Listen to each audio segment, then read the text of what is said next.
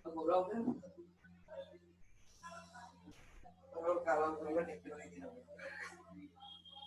तो कोई नहीं है।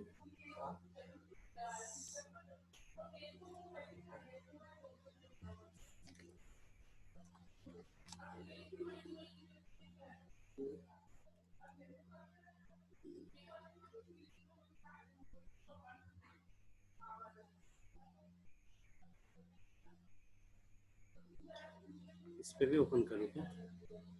तो इतना डाटा वो करके काम आने लग गया। माइक बंद करना पड़ेगा।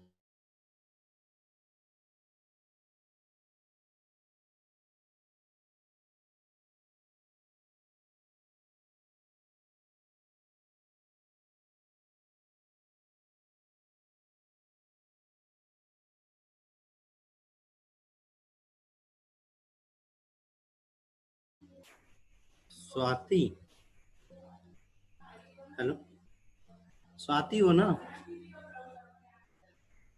कैमरा अपना बंद कर देना है ना, तो उससे डाटा कम खर्च होगा है ना। और माइक माइक भी बंद कर देना, जब मैं बोलूंगा तभी ओपन करना है ना। 1 2 3। ये कौन है?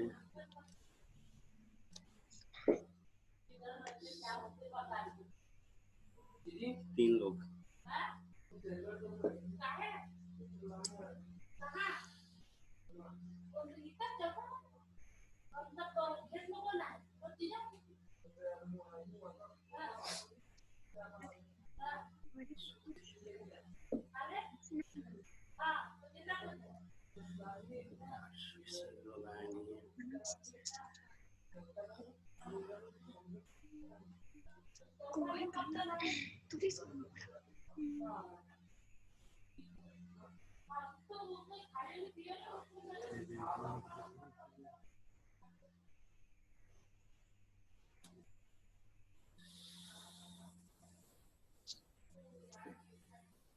बंद कर देगा।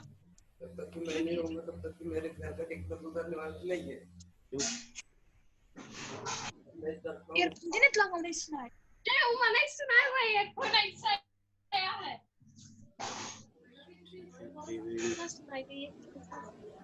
त्रिवेणी है ना?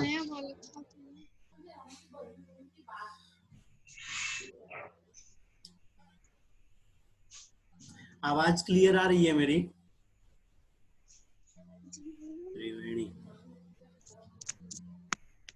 त्रिवेणी आवाज क्लियर आ रही है बेटा? आवाज का थोड़ा सा काम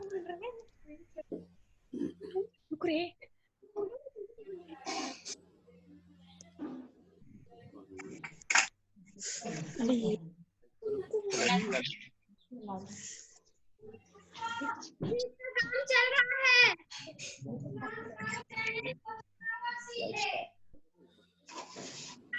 डांस कर रहे हैं.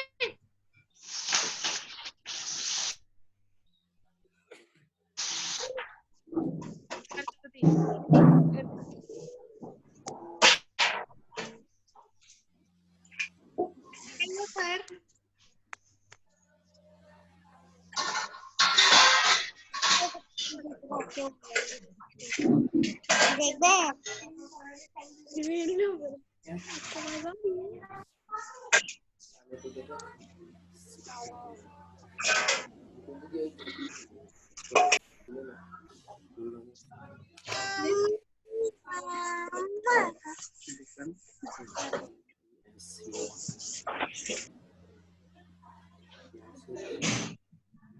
हाँ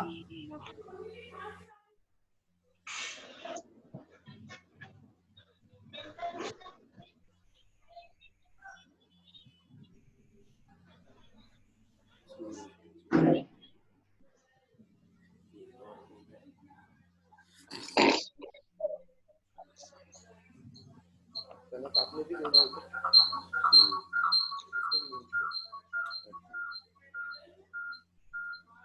यहाँ से ये देखना है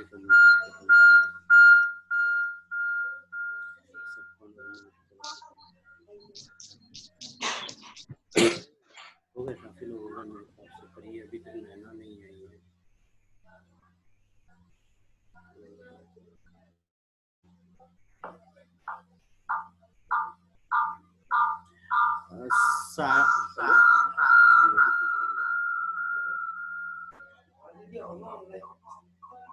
उसको ऑनलाइन आने का बोल दो।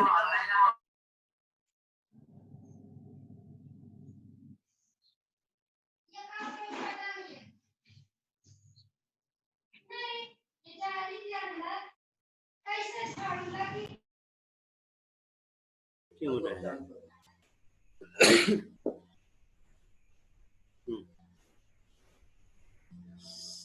यहाँ पे अपने को, चलो ठीक है।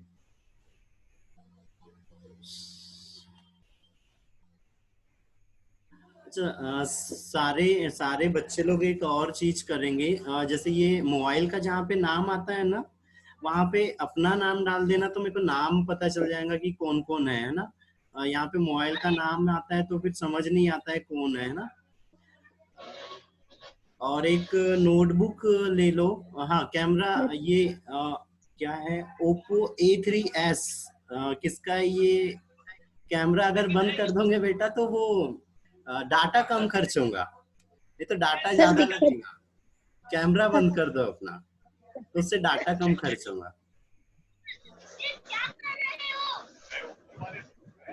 ठीक है, बाकी सब तो ठीक है, बस कैमरा बंद कर देंगे तो डाटा का लगेगा, कम लगेगा। आयुषी भी आ गई, त्रिशा। हेलो, हाँ त्रिशा, हेलो।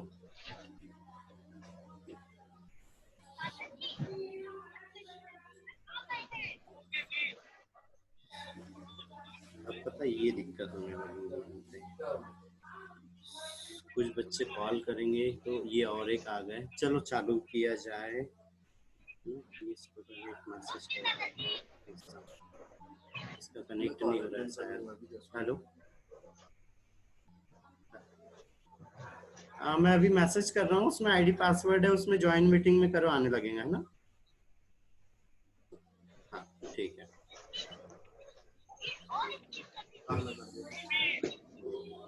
कॉपी है, चलो ये हो गया इनको। हाँ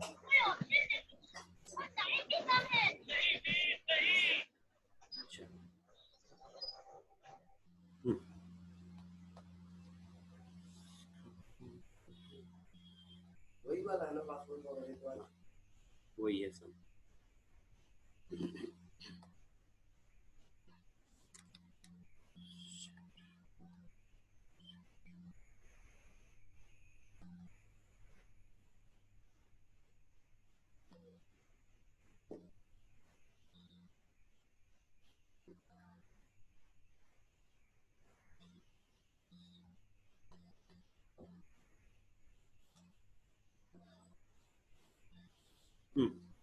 ठीक है, गुड मॉर्निंग सभी को, है ना? हेलो, आवाज आ रही है बेटा सारे लोगों को? ठीक है, अनम्यूट कर दो। ठीक है, हम लोग, ये कौन है?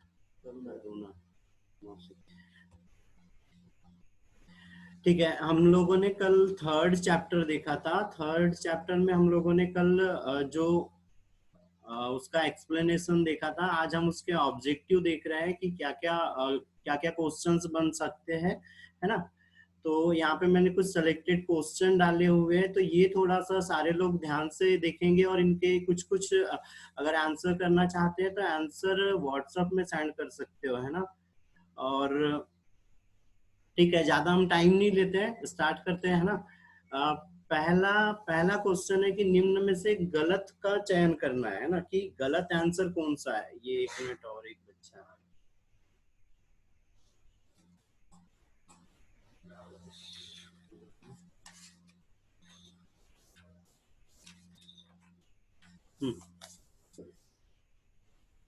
बार बार गायब नहीं होना है यार बेटा, कैसे कर रहे हो तुम लोग? चलो ठीक है, स्क्रीन पे सारे लोगों को दिख रहा होगा, है ना? पहला वाला क्वेश्चन कि क्या इसमें से गलत है ना? तो पहले वाले में क्या चीज हो रही है कि पक्षी स्तनधारियों में, 1 मिनट में यहाँ पे दिख नहीं रहा है, पक्षी और स्तनधारियों में आंतरिक निषेचन होता है क्या, है ना? तो आंतरिक निषेचन होता है पक्षियों में।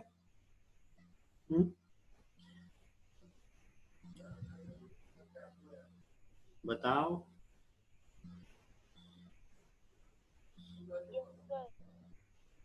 पक्षियों और स्तनधारियों में आंतरिक निषेचन होता है या नहीं, है ना? स्तनधारियों में क्या होता है, आंतरिक निषेचन होता है ना। फिर कोलेस्ट्रम में एंटीबॉडी तथा पोषक तत्व होते हैं। तो कोलेस्ट्रम क्या था, फर्स्ट मिल्क था, मतलब ये भी वाला जो सेंटेंस है वो क्या है, सही है ना।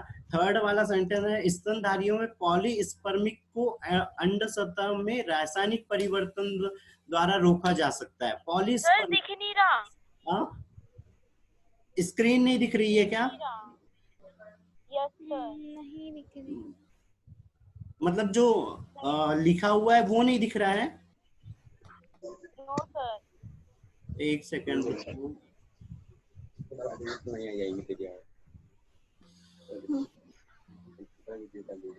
अच्छा, क्लियर क्वेश्चन समझ नहीं आ रहा है ना?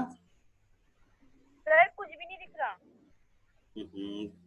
कुछ भी नहीं दिख रहा है। Hello sir. हाँ हाँ, ये जो स्क्रीन पे क्वेश्चन है ये नहीं दिख रहा है? नहीं सर, नहीं दिख रहा है। छोटे मतलब क्लियर नहीं दिख रहा है या कैसे नहीं दिख रहा है, ये बताओ ना थोड़ा सा। सर कुछ भी नहीं दिख रहा। कुछ भी नहीं दिख रहा? सर कुछ भी नहीं दिख रहा है। हाँ, एक सेकंड रुको। बस ये वाली स्लाइड पे दिख रहा है?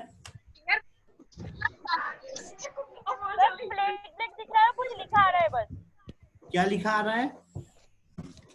कनक शिक्षा कनक संस्थान श्री मुल्ताई शिक्षा आईडी संस्थान Multai D Warange has started screen sharing.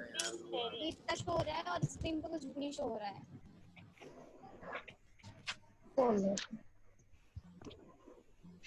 अब अच्छा, अब मैं दिख रहा हूँ क्या? नहीं मैं भी नहीं दिख रहा। सर आप भी नहीं दिख रहे हैं। एक सेकंड रुको, शायद नेट की तो दिक्कत नहीं है। नहीं सर नहीं दिख रहा। आवाज आ रही ना।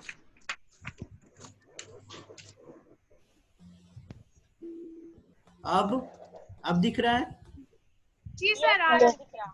अब स्क्रीन दिख रही है? क्वेश्चन दिख रहा है? जी सर दिख रहा है। हाँ ठीक है।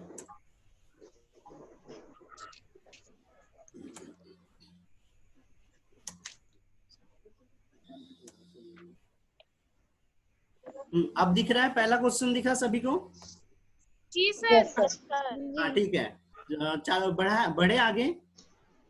जी ठीक है, मुझे यहाँ अनम्यूट करना पड़ेगा।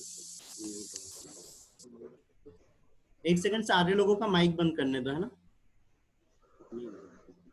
नहीं कर, अच्छा नहीं कर रहा हूं मैं सारे लोगों का माइक। मेरे को ये जल्दी जल्दी इनके आंसर बताते जाओ, है ना? ठीक है ठीक है। पहला वाला क्वेश्चन है कि कौन सा सेंटेंस इनमें से गलत है ना? तो पक्षी और स्तनधारियों में आंतरिक निषेचन होता है, तो पक्षी और स्तनधारियों में आंतरिक निषेचन होता है ना, मतलब सत्य है।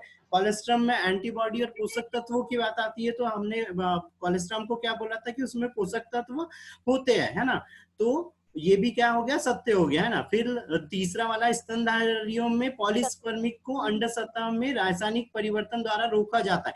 पॉलीस्पर्मिक मतलब ये होता है, हमने स्तनधारियों के लिए क्या पढ़ा है कि एक एग है और एक ही उसमें स्पर्म होता है। तो पॉलीस्पर्मिक मतलब क्या चीज हो रहा है कि ज्यादा स्पर्म अंदर ना जा सके, उसको वो क्यों, उसके लिए, उसको रोकने के लिए क्या रहता है, केमिकल्स रहते हैं, जैसे एंटी फर्टिलाइजिंग एंजाइम हो गया, वो दूसरे स्पर्मों को रिफ्लेक्ट कर देते हैं, तो सिर्फ एक ही स्पर्म एग में जा पाता है ना। तो रोका जा सकता है क्या? तो ऐसे रासायनिक कोई बाहर से हम अगर कोई केमिकल यूज करते हैं तो नहीं रोक सकते हैं, है ना? जो स्पर्म में होता है जो लाइसिन, उसी के कारण एक ही स्पर्म अंदर साइड में जाता है ना।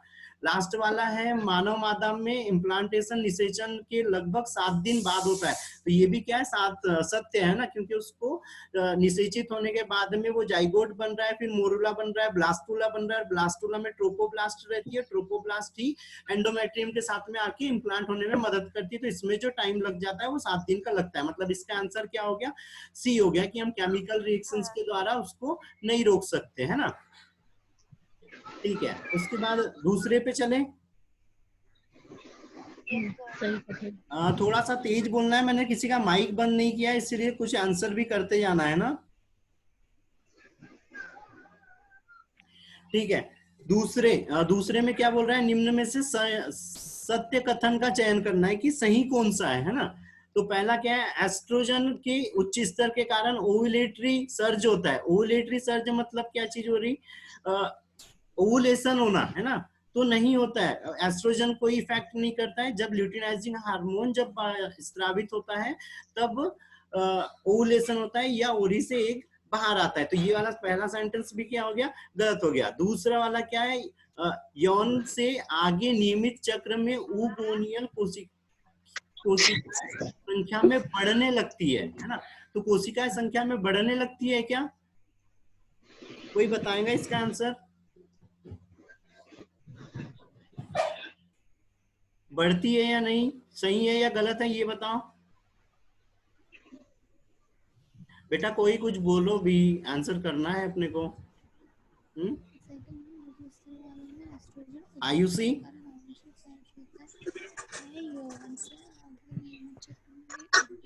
त्रिवेणी,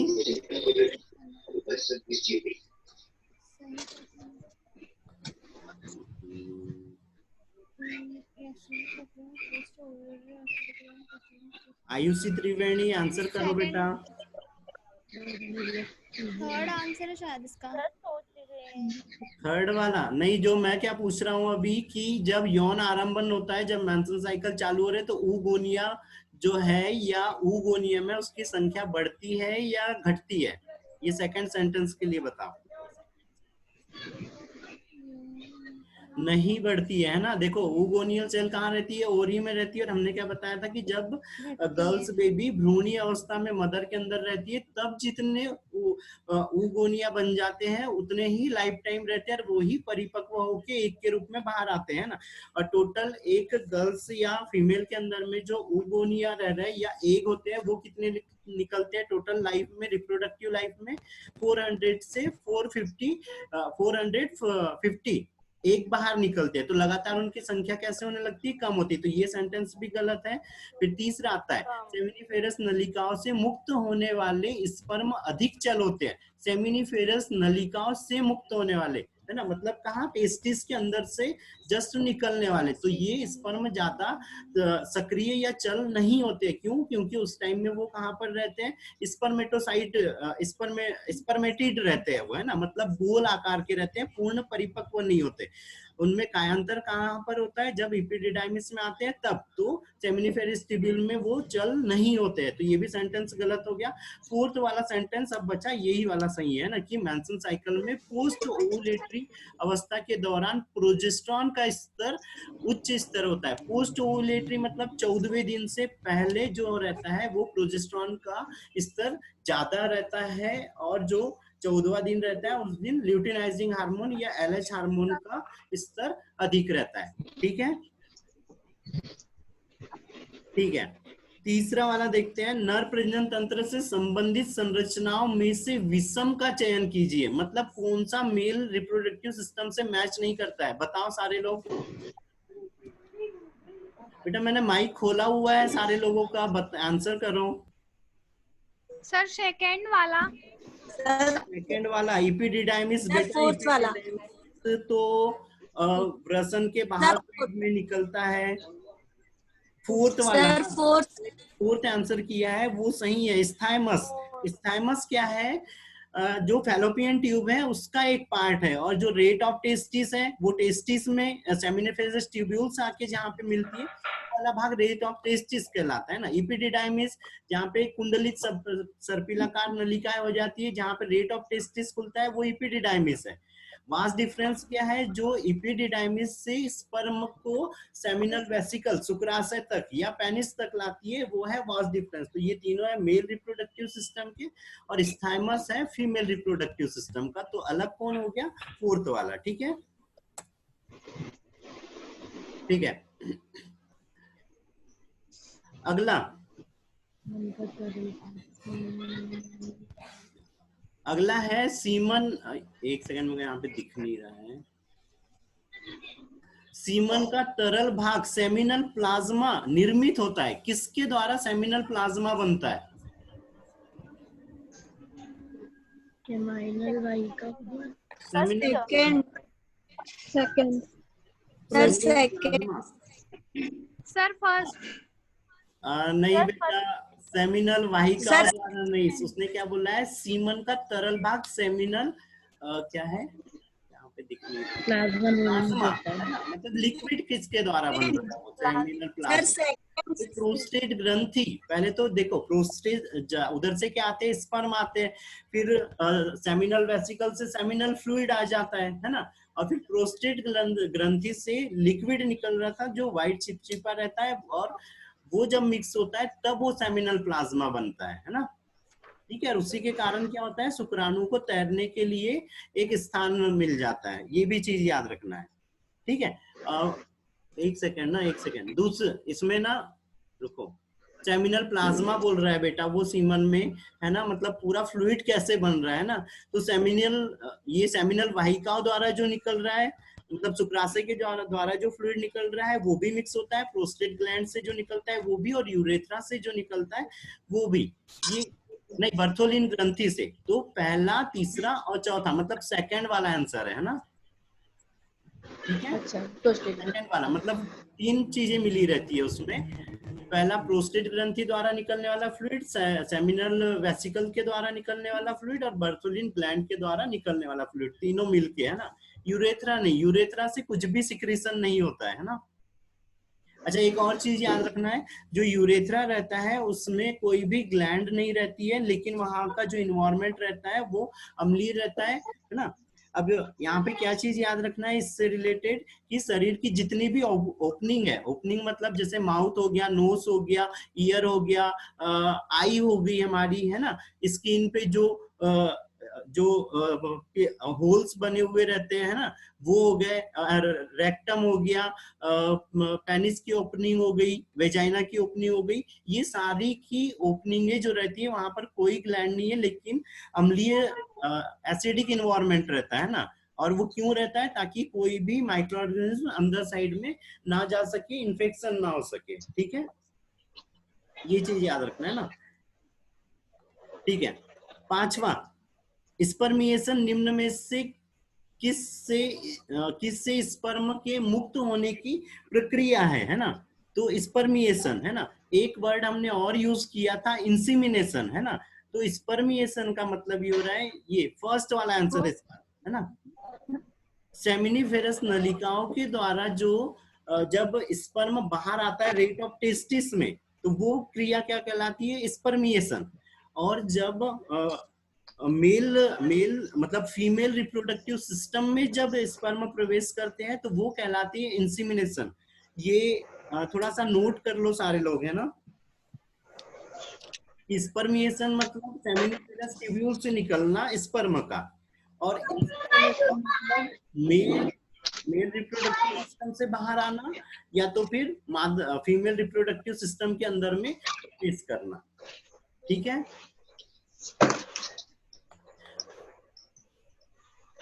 बेटा लोग यहाँ तक ठीक है? हाँ ये नोट कर लिया? Yes sir. ठीक है, अगला, परिपक्व ग्राफियन फॉलिकल सामान्यतः एक स्वस्थ मादा की ओरी में उपस्थित होता है। मतलब किस दिन ओरी में वो उपस्थित होता है? किस दिन होता है? पहले से 8वें दिन होता है, या 11वें से 17वें, या 18वें से 23वें दिन, या तो फिर 24 से 28वें दिन? देखो, इस वाले के लिए सीधा सा याद रखो, कुछ भी अगर ऐसा आता है कि क्या उपस्थित होता है, और दिन वाले में तो देखो, एग उपस्थित होता है फीमेल रिप्रोडक्टिव सिस्टम में, मतलब फेलोपियन ट्यूब में 14वें दिन, ओरी से बाहर आ जाता है ना। और जो ग्राफियन फॉलिकल्स है वो किस दिन रहता है? 11 से लेके 17वें दिन तक रहता है, क्योंकि 11वें दिन से क्या होता है, एग परिपक्व होने लगता है, प्राइमरी oocyte बना लेता है, वो 14वें दिन बाहर आ जाता है। उसके बाद ग्राफियन फॉलिकल अंदर के साइड में डीजनरेट होने के लिए अंदर बढ़ने लगता है ना। जब मैं ये और एक फोन इससे लेट आया है। ठीक है, अगला क्वेश्चन। ये तो क्वेश्चन ही नहीं दिख रहा है मेरे को।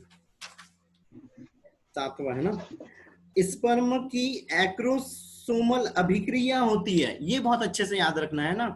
स्पर्म की एक्रोसोमल अभिक्रिया होती है ना। तो किस तरह की अभिक्रिया है ये,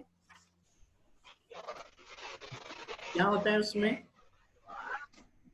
एक्रोसोमल अभिक्रिया का मतलब यह है कि एक्रोसोम का फटना और उससे लाइसिन और वो जो पाचक एंजाइम हेलुरिडिनेज था उसका बाहर आने की प्रक्रिया है ना। तो वो कब होती है? जब, इसका आंसर है, आंसर बताते हैं, थोड़ा सा ज्यादा टाइम लग रहा है इसीलिए ना, डायरेक्ट आंसर बताते हैं, बाकी फिर मैं ये सेंड भी कर दूंगा सबको, है ना।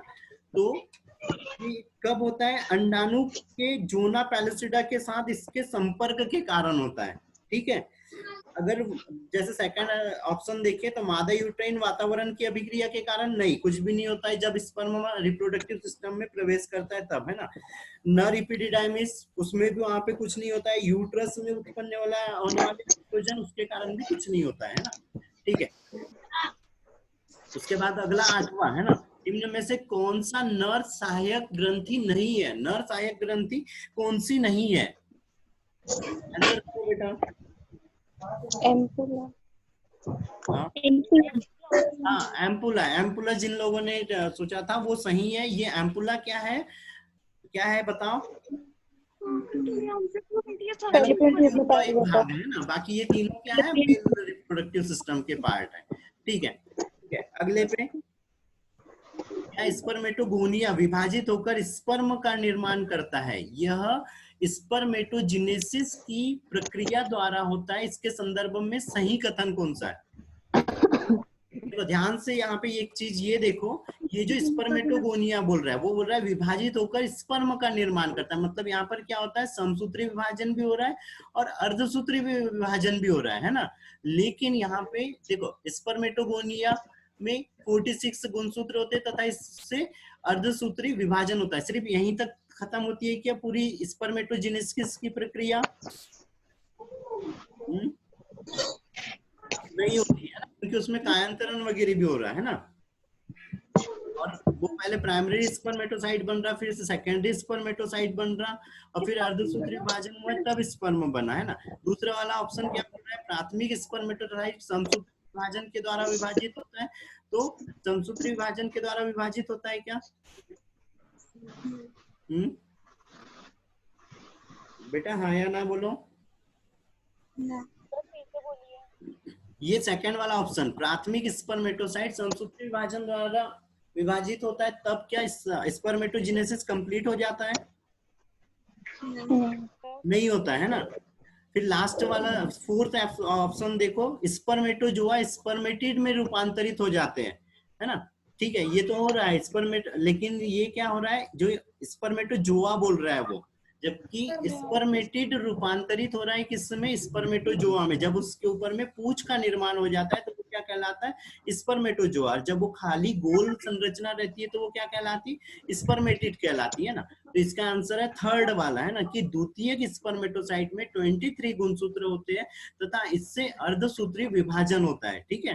थोड़ा सा ये ट्रिक वाला क्वेश्चन है, पूछ सकते हैं ना, तो इसको थोड़ा सा याद रखना जब सेंड करूंगा तब भी, है ना, ठीक है। अगला, यहाँ पे सही जोड़ी मिलाना है, सही जोड़ी मिलाओ। सिर किससे रिलेटेड है? एंजाइम से। सिर एंजाइम से। सर एंजाइम से रिलेटेड, आनुवांशिक पदार्थ से। हाँ, अनुवांशिक पदार्थ से। सर के अंदर में न्यूक्लियस रहता है और उसमें अनुवांशिक पदार्थ है। मध्य भाग किससे रिलेटेड है? मध्य भाग में क्या रहता है स्पर्म में? स्पर्म गति पे क्या रहते हैं? नहीं, ऊर्जा। हाँ, ऊर्जा से, है ना। माइटोकॉन्ड्रिया रहते हैं उसमें, है ना। और फिर क्या है थर्ड वाला भाग? एक्रोसोम। एक्रोसोम हेड पर है लेकिन उसके एंजाइम से। एंजाइम से। और लास्ट बचा एंजाइम से है ना, रहता है। पूछ गति, है ना। तो अब यहाँ पे सीक्वेंस कौन सा बन जा रहा है उसका? सेकंड वाला बन रहा है ना। चलो ठीक है, लास्ट 11वां है ना। इनमें से किस में 23 गुणसूत्र होते हैं? 23 गुणसूत्र किस में होते हैं बताओ? इस पे मेटोगोनिया पे। द्वितीय कुसाइट। एक मिनट बेटा, मैं थोड़ा सा चले गया था, अब बता। इस पर मेटोगोनिया पे। एक सेकंड में बेटा, ये मैं किसी की और रिक्वेस्ट है। हाँ ठीक है, अब बता। किसके अंदर में 23 होते हैं? स्पर्मेटोगोनिया बोल रहे हैं कोई, है ना? सेकेंडरी कुसाइट। हाँ, सेकेंडरी oocyte में तो देखो, स्पर्मेटोगोनिया क्या है? जर्म सेल है, जनन कोशिका है। उसके अंदर में 46 गुणसूत्र रहते हैं, फिर उसमें अर्धसूत्री समसूत्री विभाजन से क्या बनता है? प्राइमरी स्पर्मेटोसाइट, फिर सेकेंडरी, तो 23 हो जाते हैं। और जाइगोट कब बन रहा है? जब शुक्राणु अंडाणु दोनों मिल रहे हैं तब बन रहा है ना। फिर क्या है? कोनिया। कोनिया भी क्या है? फीमेल जो जर्म सेल है ओवरी के अंदर में, वो वाली रहती है, तो वो भी द्विगुणित रहती है। लास्ट वाला क्या आ जाता है? द्वितीय कोसाइट। ये क्या है? 23, क्योंकि अर्धसूत्री विभाजन हो गया है ना। चलो, अभी एक बार फिर से सही जोड़ी है ना। यहाँ पर बता, ट्रोपोब्लास्ट किससे रिलेटेड है? ट्रोपोब्लास्ट किससे रिलेटेड है? थर्ड वाला। थर्ड वाला, हाँ सही है बेटा, थर्ड वाला। एंडोमेट्रियम से जुड़ी हुई ट्रोपोब्लास्ट की बाहरी परत होती है ना, क्योंकि ट्रोपोब्लास्ट कोशिकाएं ही कोरियोनिक विलाई बनाती है और प्लेसेंटा के निर्माण में मदद करती है ना। फिर क्लेविस। क्लेविस क्या है? जाइगोट का समसूत्री विभाजन है। विभाजन। फिर inner cell mass. Inner cell mass क्या है?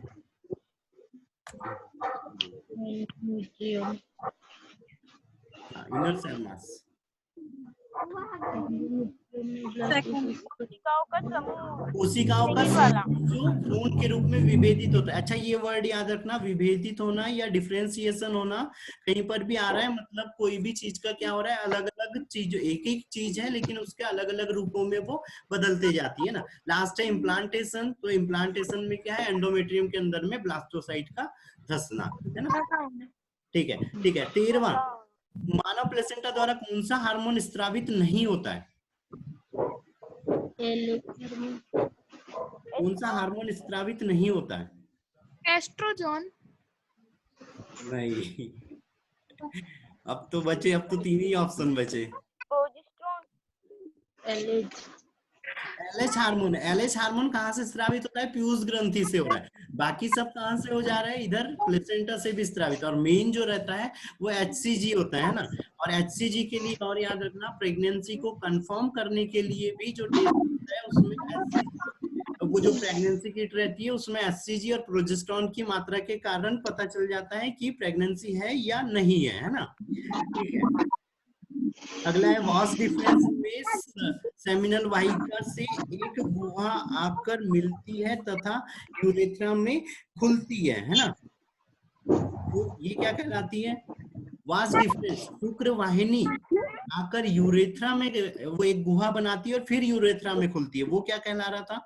और यहीं पे और एक चीज आके मिलती है, शुक्राशय। सेमिनल सेमिनल वेसिकल से जो शुक्र वाहिनी आती है वो भी आके मिलती है, क्या कहलाती है बताओ? जल्दी जल्दी। अच्छा चलो ठीक है, मैं डायरेक्ट आंसर ही बता रहा हूँ। इजेक्युलेटरी डक्ट कहलाती है ना। इपिडाइडाइमिस तो उधर नीचे टेस्टिस साइज हो गया। एफरेंट डक्ट इपिडिडाइमिस से निकलती है। यूरेटर यूरेटर ऊपर साइड में रहता है ना। तो क्या है? इजेक्युलेटरी डक्ट है ना। यहीं पर क्या होता है? सेमिनल की डक्ट आके मिलती है और जो इधर नीचे से वास डिफरेंस आती है वो भी आके मिलती है। ठीक है,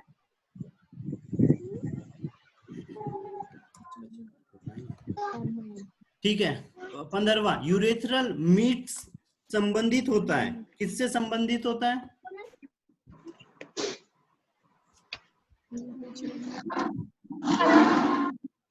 ठीक है, इसका इसका आंसर है, कोई बता रहा है आंसर?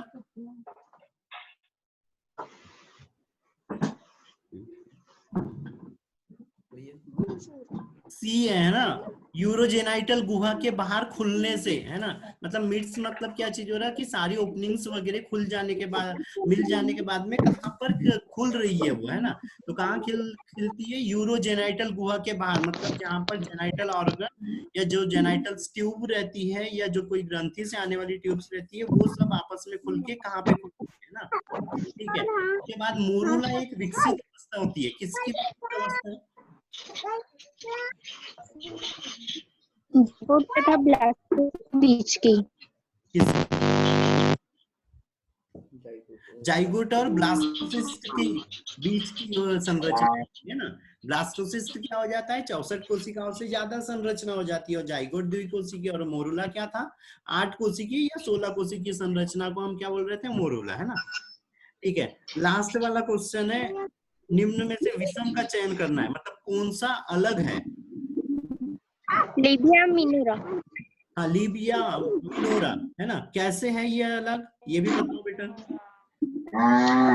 क्योंकि बाकी तीनों ऑप्शन फेलोपियन ट्यूब के हैं। हाँ ठीक है, बाकी तीनों ऑप्शन फैलोपियन ट्यूब के, और Libya minora female reproductive system का एक्सटर्नल पार्ट है ना। अपना नाम भी बता दो, मैं आवाज नहीं पहचान पाया हूँ। दीक्षा हो। अच्छा, दीक्षा है, ठीक है।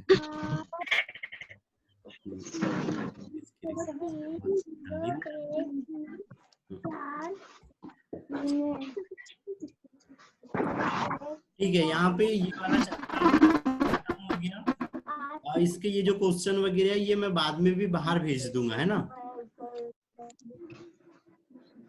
ठीक है, अब न्यू वाला चैप्टर चालू करते हैं, 4th चैप्टर, है ना।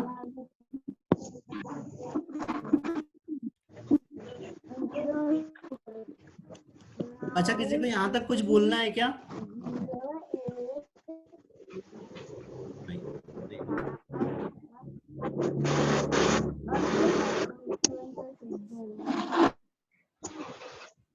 चलो, अब सारे लोग क्या बोलते हैं, सारे लोग ना कॉपी भी ले लेना, और थोड़ा सा यहाँ से अब पॉइंट्स नोट करते हुए चलना, है ना। ठीक है,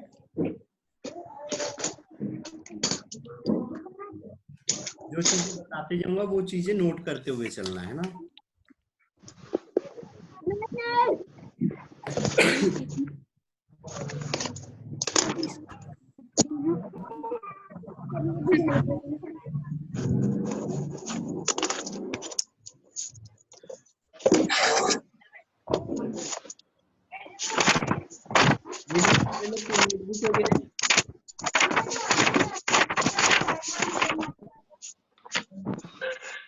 चलो ठीक है, ठीक है। ये है 4th वाला चैप्टर है, रिप्रोडक्टिव हेल्थ, है ना। रिप्रोडक्टिव हेल्थ में क्या चीज है कि हमको रिप्रोडक्टिव हेल्थ में देखो, मदर से लेके बेबी की केयर तक की जो भी उसकी हेल्थ हो गई, या जो भी हेल्थ से रिलेटेड जो भी प्रॉब्लम रहती है उसके बारे में हम यहाँ देखते हैं, या सारी चीजें यहाँ पे पढ़ते हैं, है ना, कि कोई डिसीज हो रही है तो कैसे हो रही, कोई एबनॉर्मल स्ट्रक्चर है तो वो क्यों है ना, ये सारी चीजें।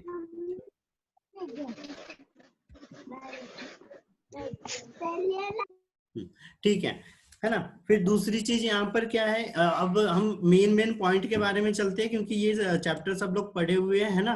तो जो खास चीजें हैं जो हमको एग्जाम के लिए याद रखना है, जैसे 12th के एग्जाम के लिए भी, और इधर नीट जीएनटी या कोई दूसरे एग्जाम दे रहे हैं जो बायो से रिलेटेड है उसके लिए भी, है ना। तो सबसे पहले ये परिवार नियोजन कार्यक्रम था एक, है ना। तो ये क्या था, 1950 से 1951 में चालू किया गया था, और इसका बाद में 1971 में नाम चेंज कर दिया था, और इसको बोल दिया था परिवार कल्याण कार्यक्रम, है ना।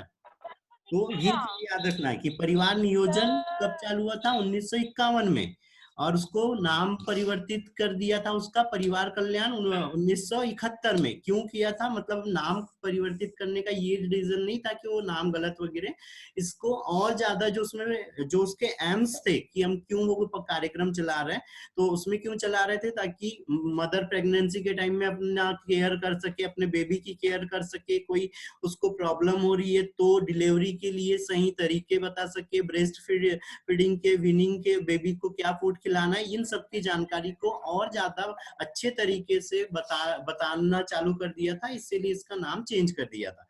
ठीक है, फिर यहाँ पे ये आरसीएच का फुल फॉर्म चालू याद रखना है। आरसीएच क्या है ना, तो ये क्या है, reproductive and child health care है सर दिख नहीं रहा कुछ।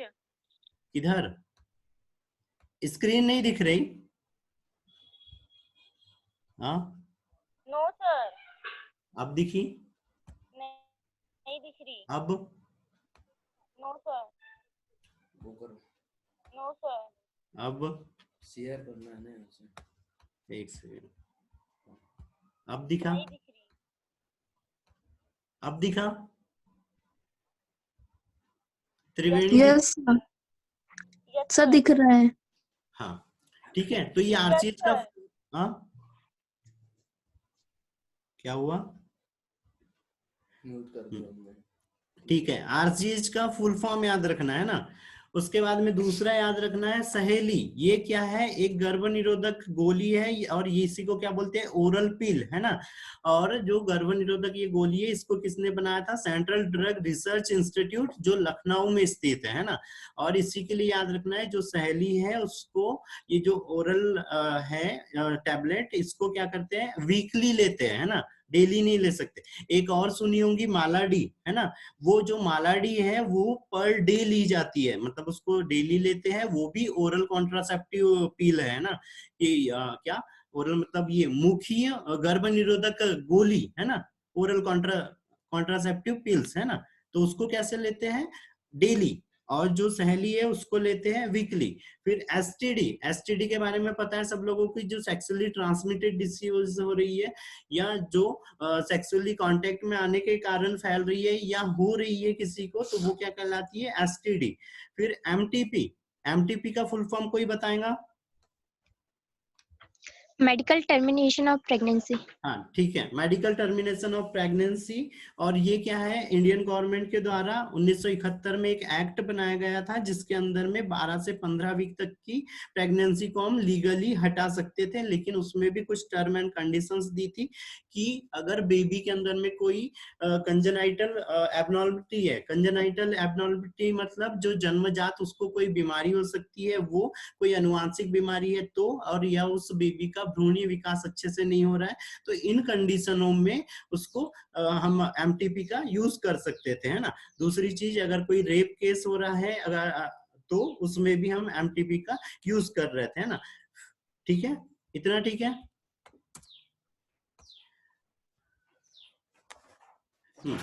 ठीक है, फिर यहाँ पे है बर्थ कंट्रोल मेजर्स, है ना, जो गर्भ निरोधक विधियां क्या क्या हो जा रही है ना। तो ये कौन बहुत लेट आ रही है, नीतू? नीतू बहुत जल्दी टाइम नहीं मिल गया।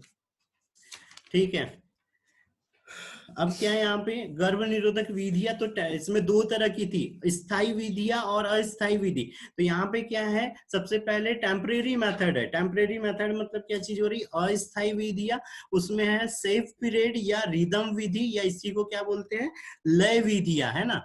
तो इसमें क्या चीज हो रही है, कुछ बातों का ध्यान रखना था, जैसे 13वें से 16वें दिन सेक्सुअली कांटेक्ट में नहीं आना था, क्योंकि 14वें दिन क्या होता है, ओवुलेशन होता है।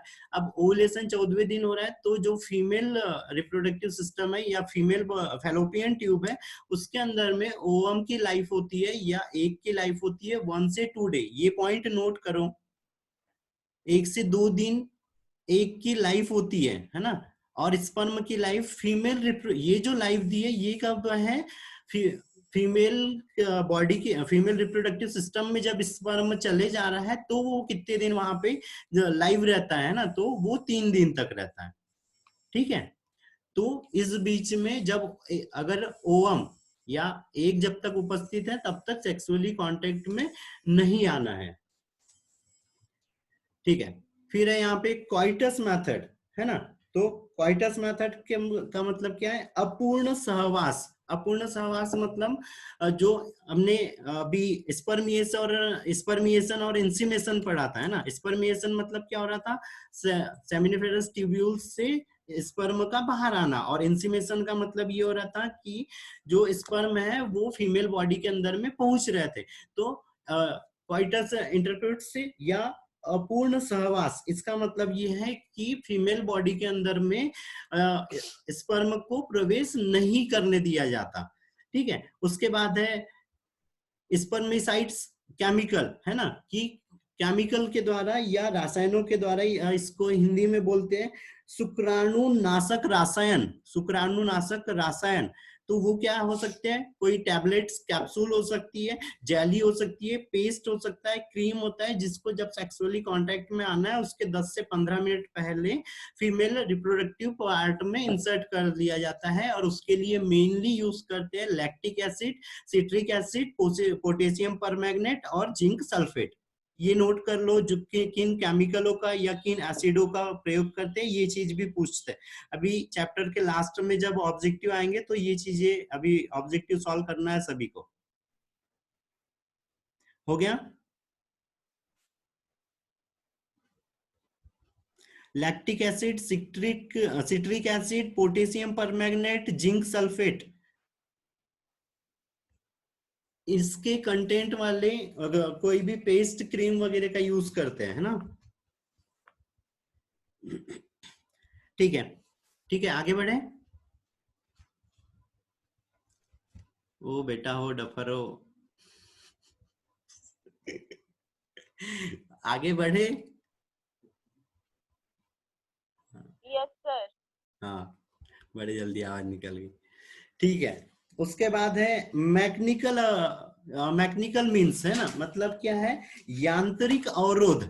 यांत्रिक अवरोध में क्या है?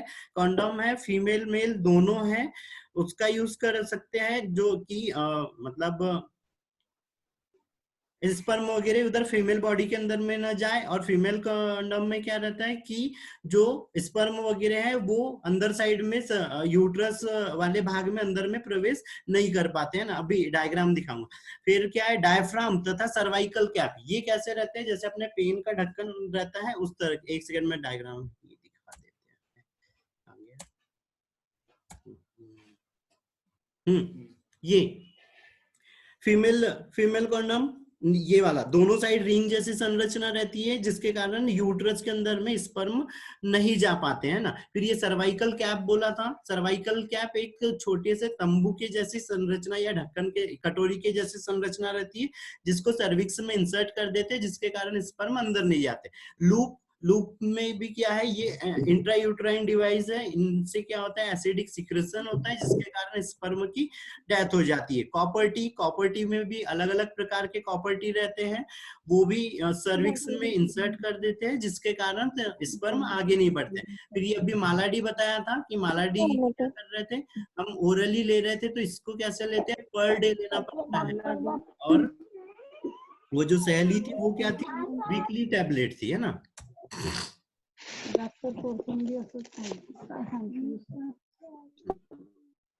ठीक है, यहाँ तक ठीक है।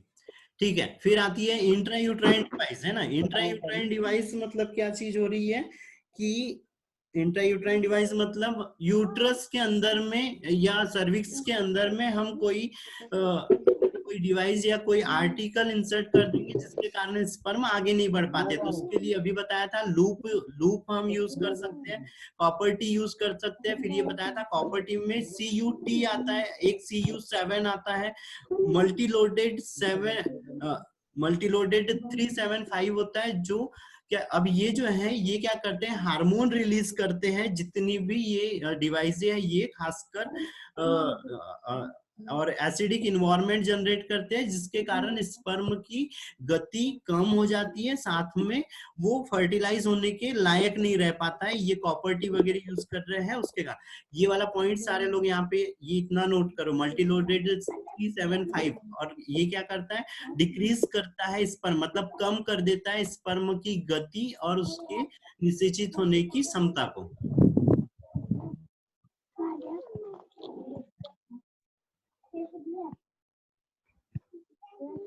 फिर अगला है हार्मोन रिलीजिंग इंट्रायूट्राइन डिवाइस, है ना। तो इसमें क्या होता है, प्रोगेस्टेट्स स्रावित करने वाले या प्रोगेस्टेट्स क्या होते हैं, जो स्पर्म की गति को कम कर देते हैं, या जो उसके फर्टिलाइज होने की कैपेसिटी रहते हैं उसको कम कर देते हैं, वो वाले हार्मोनों का ये स्त्रावन करते हैं।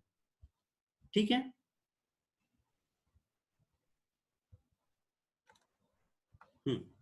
ठीक है। फिजियोलॉजिकल बैरियर, है ना, मतलब भौतिक भौतिक अवरोध, हाँ भौतिक अवरोध या कार्यकीय अवरोध, है ना। तो कार्यकीय अवरोध में क्या आती है, ओरल पील आती है ना। और ओरल पील के अंदर में क्या रहता है, एफएसएच रहता है और एलएच रहता है, जो स्पर्म को निषेचित नहीं होने देता है एक के साथ में। और उसी में प्रोजेस्टेरॉन एस्ट्रोजन वाली भी मेडिसिन आती है, जो क्या करती है, एंडोमेट्रियम को जल्दी ही तोड़ने लगती है ना। फिर अभी ये पिल्स के नाम बताए थे कि जो हार्मोनल पिल्स है वो क्या है, मालाडी है, और एक क्या है, सहेली है। मालाडी को डेली लेते हैं, सहेली को वीकली लेते हैं, है ना। ठीक है। Yes sir. फिर और एक चीज बताना था यहाँ पे, आईपीएल बोलते हैं ना एक, ये जो ओरल पिल आती है, हमने आईपीएल सुना हुआ है। आईपीएल का फुल फॉर्म पता है क्या, आई का किसी को, आई का फुल फॉर्म किसी को? इंटेलिजेंट पिल, ठीक है, इसको नोट कर लो। आईपीएल में आई का फुल फॉर्म है इंटेलिजेंट पिल। अब क्यों ऐसा बोलते हैं उसको, क्योंकि उसमें क्या चीज हो रही है, प्रोजेस्टेरॉन और एस्ट्रोजन का कॉम्बिनेशन रहता है, जिसके कारण एंडोमेट्रियम टूटने लगती है, जिसके कारण अगर प्रेगनेंसी हो गई है तो वो हट जाती है ना।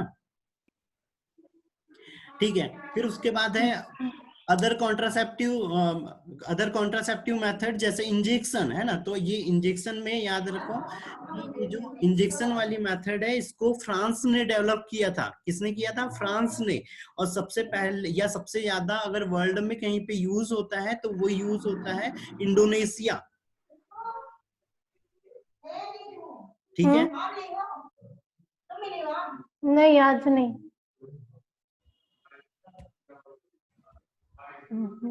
इंजेक्शन वाली कॉन्ट्रासेप्शन मेथड फ्रांस ने डेवलप की थी, और इंडोनेशिया इसका सबसे ज्यादा यूज करता है, क्योंकि ये एक लिमिटेड टाइम के लिए रहती है। जैसे एक बार अगर हमने इंजेक्शन लगा दिया तो मतलब 3 महीने का रहता है, 6 महीने का रहता है, 1 साल का रहता है, उतने टाइम तक एग रिलीज नहीं होता है। और अगर मेल लगा रहा है तो उसके अंदर में स्पर्म रिलीज नहीं होते, या स्पर्म अच्छे से बन नहीं पाते हैं। ठीक है।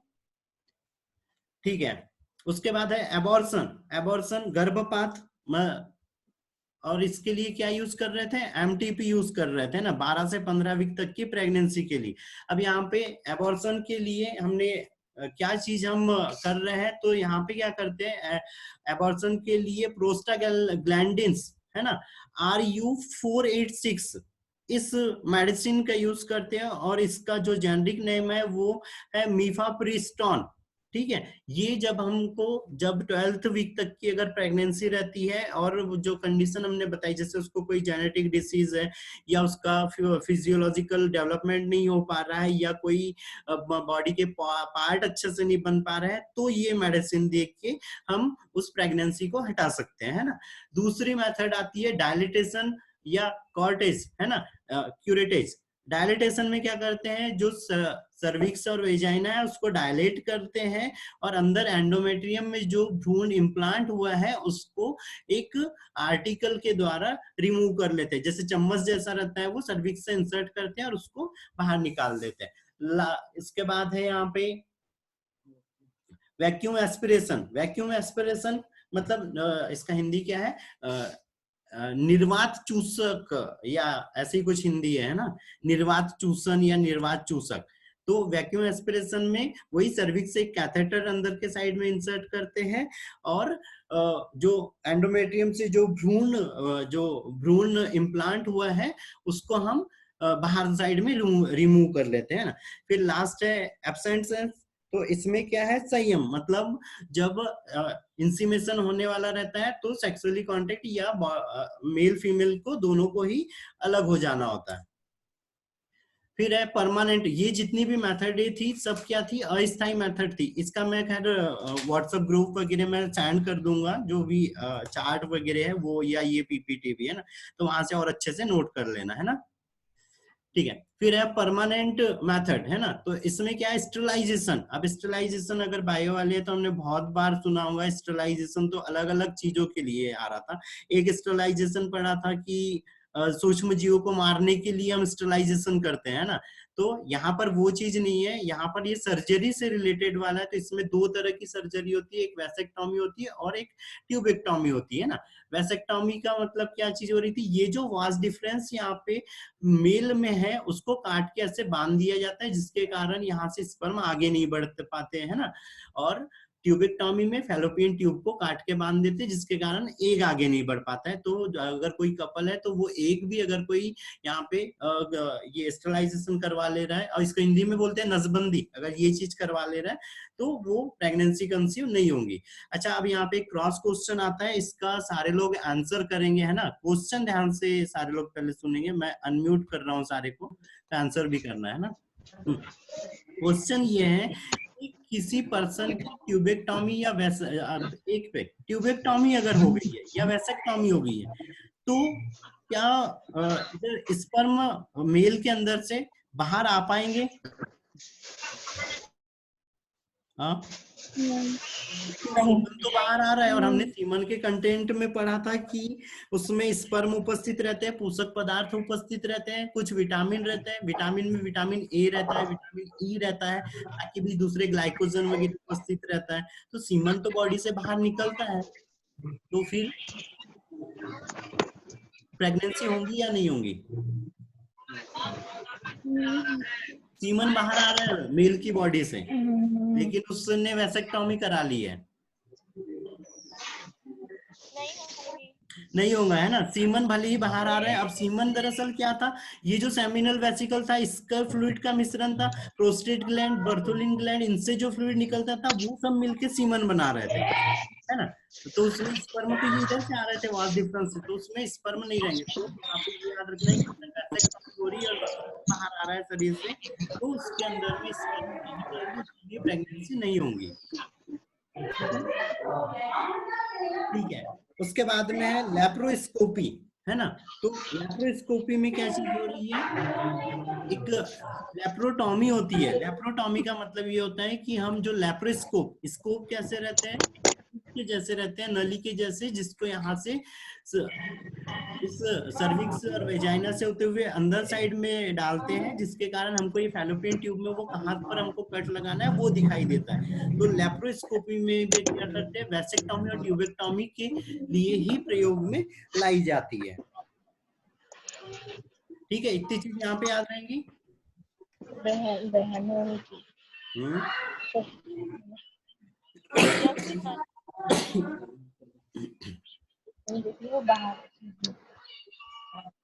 आगे बढ़े।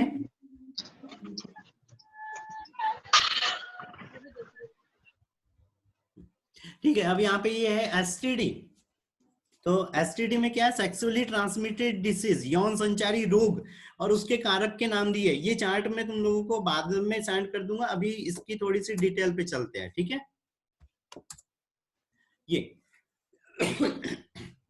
ये वाला चार्ट क्लियर दिख रहा है क्या सभी को? कोई आंसर कर पा रहा है? ये चार्ट क्लियर दिख रहा है बेटा? यस। ठीक है, तो सबसे पहले यहाँ पे फर्स्ट वाले में डिसीज मतलब बीमारी का नाम दिया है, दूसरे में कॉजेज मतलब किस कारण से हो रही है, फिर उसके सिम्टम दिए हैं, फिर उसके इफेक्ट ऑन फीटस दिया है, मतलब बेबी के ऊपर में क्या क्या असर पड़ता है वो भी दिया, ट्रीटमेंट दिया, कॉम्प्लिकेशन मतलब क्या क्या साइड इफेक्ट के कारण क्या क्या और ज्यादा जटिलता है या हमको प्रॉब्लम्स आ सकती है वो दी हुई है। तो ये चार्ट हमको याद रखना है, ठीक है। अच्छा, यहाँ पर एक और चीज याद रखना है, मैं बीमारियों के बारे में बताऊं उससे पहले एक चीज नोट कर लो सारे लोग, सिफेलिस और गोनोरिया, है ना। सिफेलिस और गोनोरिया ये इंटरनेशनल डिसीज है, सेक्सुअली ट्रांसमिटेड डिसीज में सिफेलिस और गोनोरिया इंटरनेशनल डिसीज है, मतलब ये ऑल वर्ल्ड में काफी लोगों को होती है।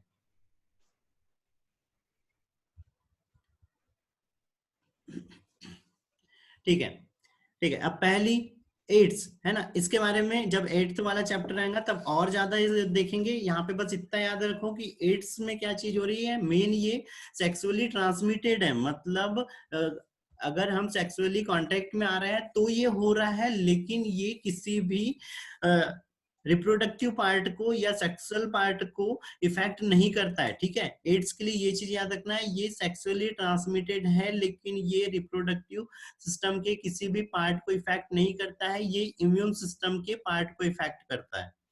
ठीक है, किसके कारण हो रहा है, HIV वायरस के कारण हो रहा है, और ये एक RNA वायरस है, एक रिट्रो वायरस है। ये पॉइंट मैंने काफी टाइम लिखाया है, नोट करवाया है ना, तो ये याद रखना है कि HIV का वायरस रिट्रो वायरस है और RNA वायरस है। टेस्ट कैसे करते हैं इसका, टेस्ट कौन से के द्वारा करते हैं, एलाइजा टेस्ट के द्वारा, है ना, और जो एलाइजा टेस्ट है वो एंटीजन एंटीबॉडी की रिएक्शन के ऊपर डिपेंड करता है। फिर सिम्टम, क्या क्या सिम्टम हमको देखने को मिलते हैं, तो सिम्टम में फीवर रहता है, वीकनेस रहती है, इन्फेक्शन होता है, बॉडी कैंसर होता है, ट्यूबरक्लोसिस, निमोनिया, ये सारी चीजें देखने को मिलती है। लेकिन कब देखने को मिलती है, 3 साल लगभग हो जाता है इनके सिम्टम देखने में, 3 साल लग जाते हैं, लगभग 3 साल हो जाते हैं तब इसके सिम्टम दिखते हैं। इसके बारे में हम 8वें अध्याय में इसकी हिस्ट्री वगैरह सब चीजें देखेंगे, है ना। फीटस के ऊपर या बेबी के ऊपर क्या असर पड़ता है, अगर कोई लेडी को अगर एड्स है तो उसका बेबी भी इन्फेक्टेड हो सकता है।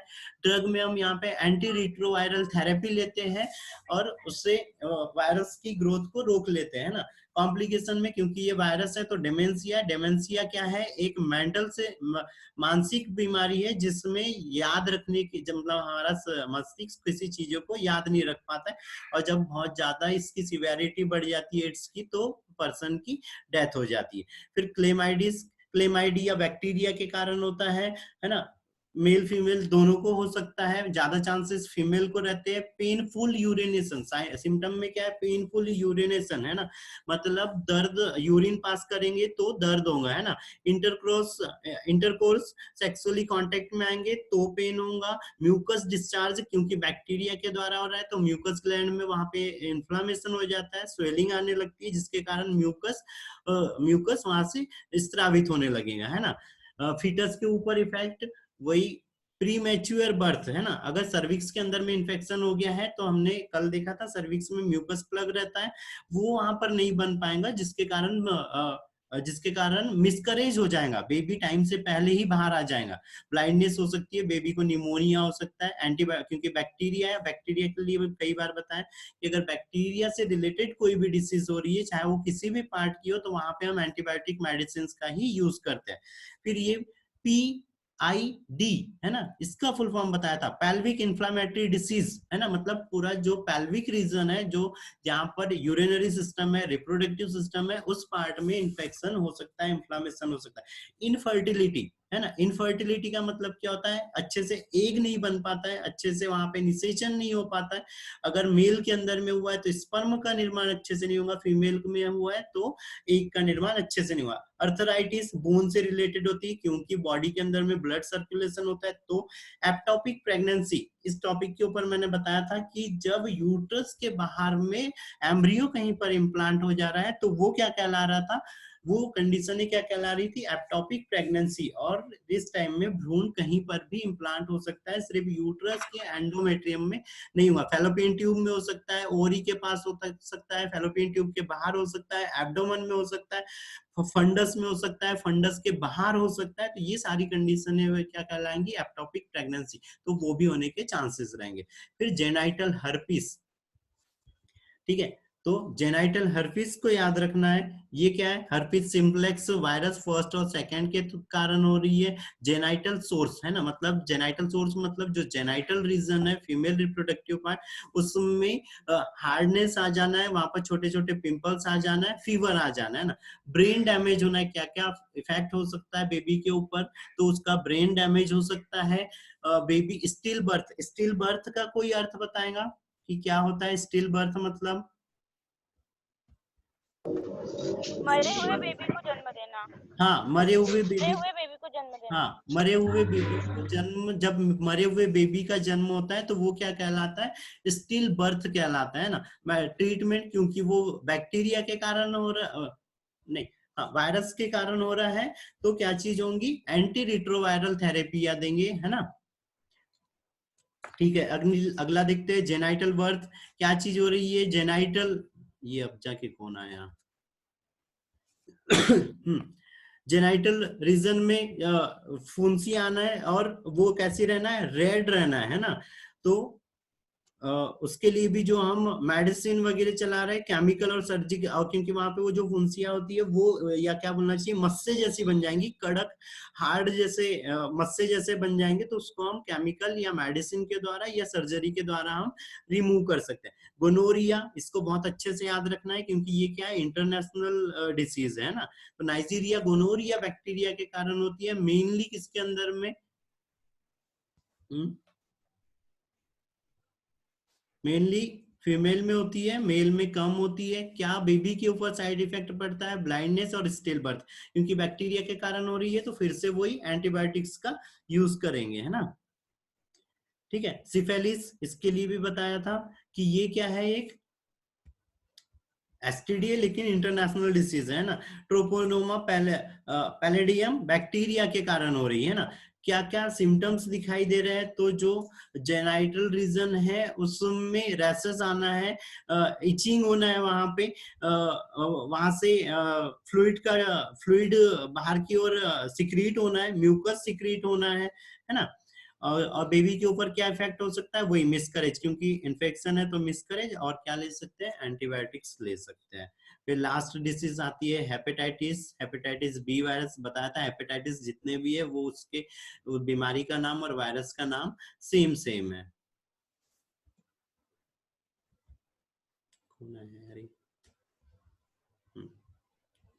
ठीक है, क्या चीज लगना है हेपेटाइटिस में, अब ये दरअसल सेक्सुअली ट्रांसमिटेड डिसीज है, लेकिन ये मेन जो असर करती है वो लीवर के ऊपर करती है। लीवर इसमें हार्ड होने लग जाता है, लीवर की सेल डैमेज होने लगती है, अच्छे से फंक्शन नहीं कर पाता है, जॉइंडिस हो जाता है, एब्डोमेन पेन होने लगेगा, ब्लड का फिल्ट्रेशन अच्छे से नहीं हो पाता है।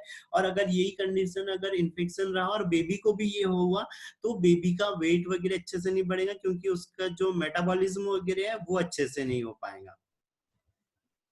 ठीक है,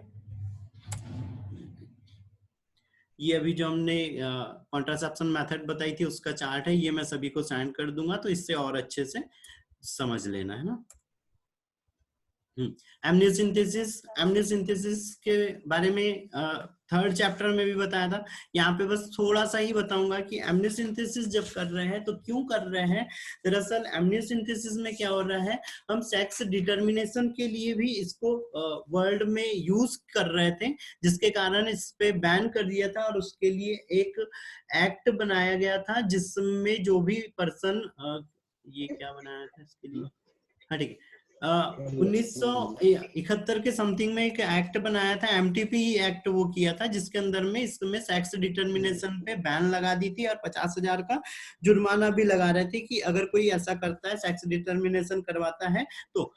मेथड में क्या चीज हो रही, जैसे यहाँ पे ये एम्ब्रियो दिख रहा है, इसके अंदर में हम सिरिंज से अच्छे से केयरफुली निडल इंसर्ट करते हैं, यहाँ के फ्लूइड को 5 से 10 ml तक रिमूव करते हैं। साथ में हम अल्ट्रासाउंड के द्वारा भी देखते हैं कि हमारी ये जो नीडल अंदर जा रही है ये कहीं पे बेबी को टच तो नहीं हो रही है ना। और फ्लूइड को निकाल लेते हैं, उसका एग्जामिनेशन करते हैं। क्यों करते हैं, लिंग को पता करने के लिए, लेकिन इस पे बैन है ना। या उसमें कोई गुणसूत्रीय बीमारियां है, या उसकी कोई मेटाबॉलिक डिसऑर्डर, मतलब उसका फिजियोलॉजिकल डेवलपमेंट अच्छे से नहीं हो रहा, तो उसके अंदर में कोई इन्फेक्शन वगैरह तो नहीं हो गया है, जो एमनियोटिक फ्लूइड है वो अच्छे से है या नहीं, उसमें जो कोई किसी प्रकार का इन्फेक्शन तो नहीं है, बेबी को तो नहीं इन्फेक्शन है, ये सारी चीजें देखने के लिए करते हैं, है ना। फिर एक ये इनफर्टिलिटी, ये कौन है, सीखा शर्मा, इसको ठीक है। इनफर्टिलिटी का मतलब होता है बांध्यता या बांझपन जिसको बोलते हैं, है ना। तो मेल फीमेल दोनों तरह की इनफर्टिलिटी होती है, मेल इनफर्टिलिटी भी होती है और फीमेल इनफर्टिलिटी भी होती है ना। मेल इनफर्टिलिटी का मतलब, मेल इनफर्टिलिटी का मतलब कोई बता पाएगा, मेल इनफर्टिलिटी का मतलब बताएगा कोई।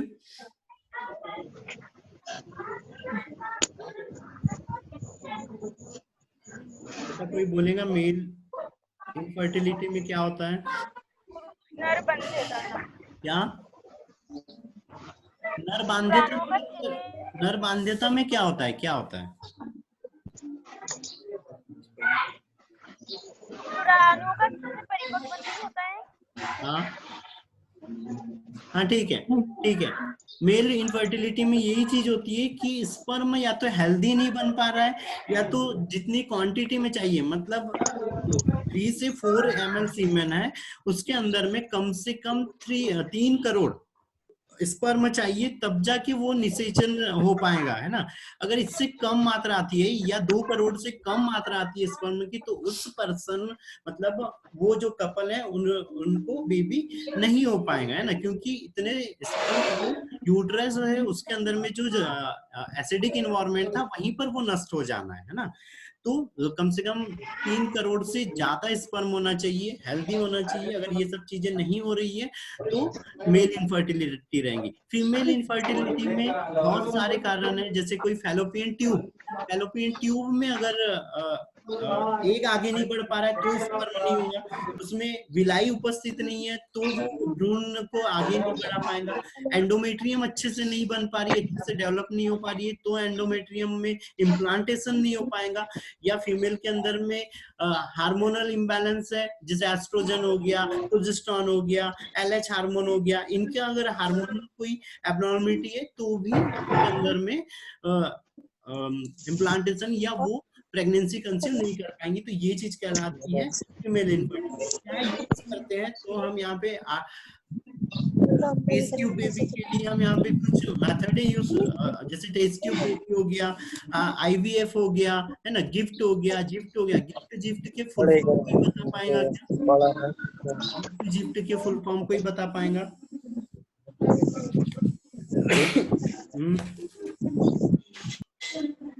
गिफ्ट का कोई फुल फॉर्म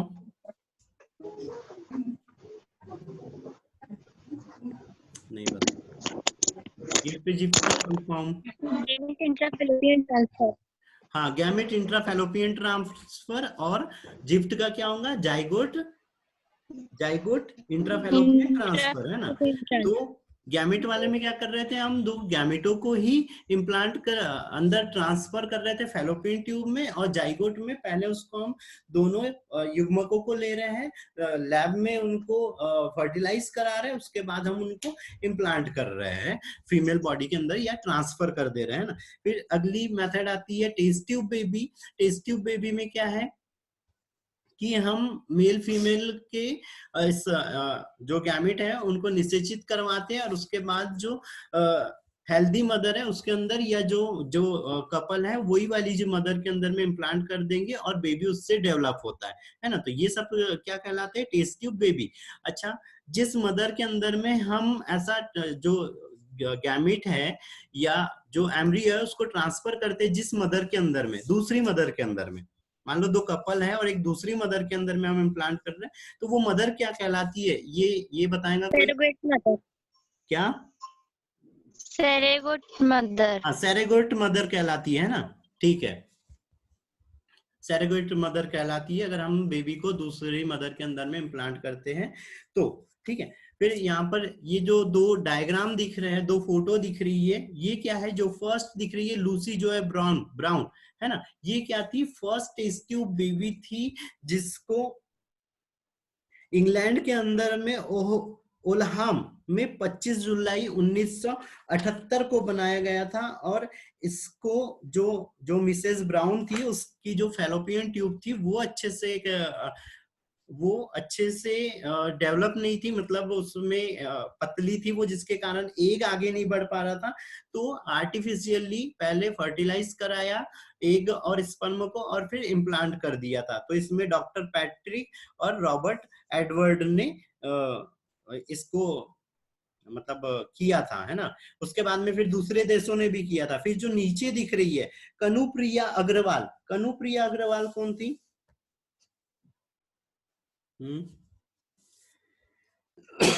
कनुप्रिया अग्रवाल,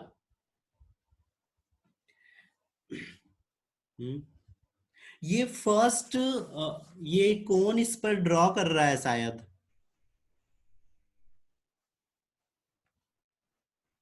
कनुप्रिया अग्रवाल। जो कनुप्रिया अग्रवाल थी, ये क्या थी, first Indian test tube baby थी, है ना, जिसका जन्म हुआ था 3 अक्टूबर 1978। 3 अक्टूबर 1978, इसको नोट करो सारे लोग। कनुप्रिया अग्रवाल का जन्म हुआ था 3 अक्टूबर 1978, 1978। ठीक है, किसने बनाया था, है ना, तो इसको बनाया था डॉक्टर सुभाष मुखर्जी। डॉक्टर सुभाष मुखर्जी। और इसका निक नेम था दुर्गा। दुर्गा तो नहीं है कोई? इसका निक नेम था दुर्गा और बनाया था इसको डॉक्टर सुभाष मुखर्जी। अब ये तो first Indian test tube baby थी, लेकिन इसको अच्छे ज्यादा टाइम तक नहीं रही थी, या इसको ऐसे ऑफिशियली नहीं माना गया था, है ना। ऑफिशियली जो टेस्ट ट्यूब बेबी थी वो थी कुमारी हर्षा चावड़ा। इसको नोट करो, जो ऑफिशियली जिसको एक्सेप्ट किया था इंडिया में, वो थी कुमारी हर्षा चावड़ा, जिसका जन्म हुआ था 6 अगस्त 1986, 1986, 6 अगस्त 1986। और इसको डेवलप किया था डॉक्टर इंदिरा हिंदुजा। डॉक्टर इंदिरा हिंदुजा।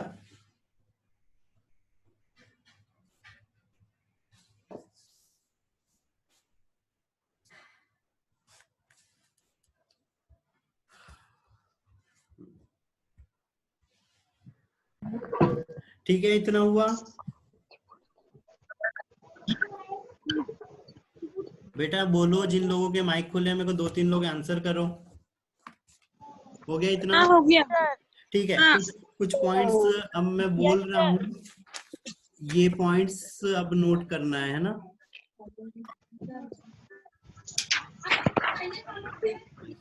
तो कहाँ सेटिंग?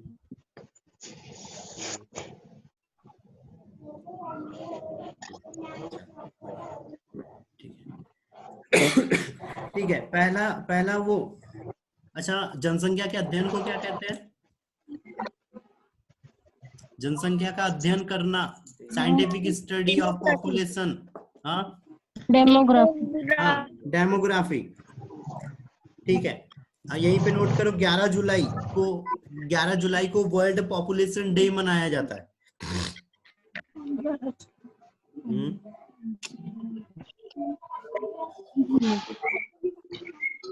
अच्छा, फातिमा कौन थी? फातिमा कौन थी? ये पूछा गया है एक बार क्वेश्चन, फातिमा कौन थी? ये वो बेबी थी जिसके कारण में वर्ल्ड की पॉपुलेशन 6 बिलियन हुई थी। बताया था मैंने? कैसे? अरे मतलब काउंटिंग चल रही थी तो उस बेबी का बर्थ हुआ और वर्ल्ड की पॉपुलेशन 6 बिलियन हो गई।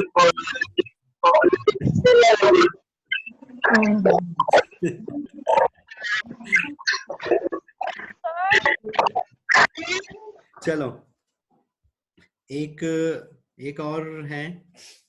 हाँ, 2003 में चाइना में चालू हुआ था कंडोम कार्ड वाइंडिंग मशीन। जैसे वो एटीएम मशीन रहती है, वैसे कपल्स के लिए कार्ड बना दिया गया था, और वो कार्ड से वो वेंडिंग मशीन से कंडोम ले सकते थे। 2003 में चालू हुआ था चाइना में, और उसके बाद फिर चालू हुआ था इंडोनेशिया और फ्रांस। इंडोनेशिया और फ्रांस में, है ना।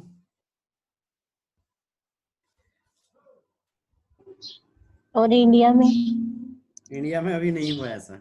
इंडिया में हॉस्पिटलों में रखे रहते हैं, पर ये वाइंडिंग मशीन मतलब वो मूवी वगैरह में देखा होगा ना, वो सिक्का या वो टेलीफोन बूथ देखे थे ना, सिक्का डालो और बात करो, वैसे वाला था। चाइना में कार्ड बना दिए थे, जैसे अपना एटीएम कार्ड है वैसा कार्ड, या अभी भी है, कार्ड स्वैप करो और वहां से एक पैकेट बाहर आ जाएंगे। हम्म।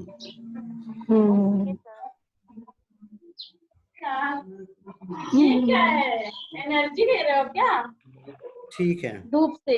तो आज टाइम कितना हुआ चल रहा है? अच्छा सुनो सारे लोग, आज की 11:15। लास्ट क्लास है जो इतने लंबे टाइम तक चल पा रही है, क्योंकि ये जो जूम ऐप है इसमें 2 ही दिन इतना लंबा टाइम मिल रहा है ना।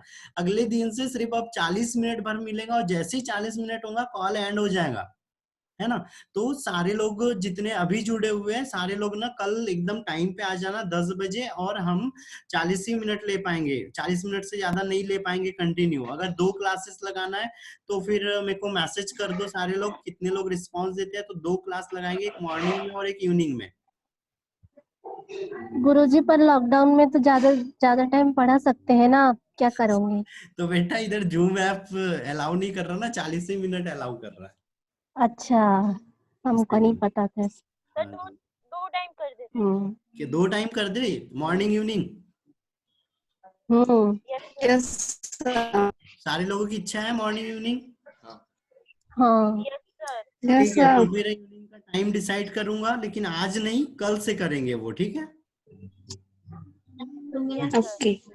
ठीक है, अब बारी आती है यहाँ पे क्वेश्चन आंसर की, ठीक है। अब क्वेश्चन आंसर सॉल्व कर लेते हैं इस चैप्टर के, तो ये चैप्टर ही खत्म हो जाता है। फिर से मेरे को यहाँ पे क्वेश्चन नहीं दिख रहा, क्या है?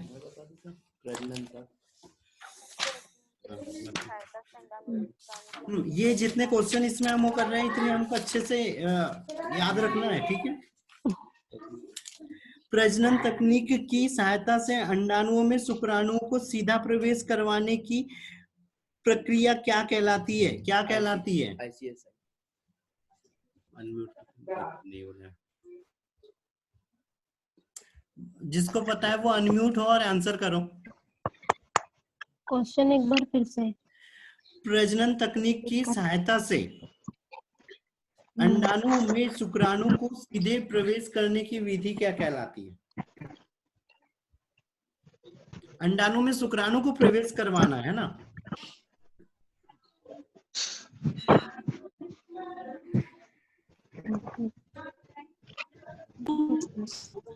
सर आईटी ICSI है ना वो, बाकी की। और ये ET का फुल फॉर्म क्या है?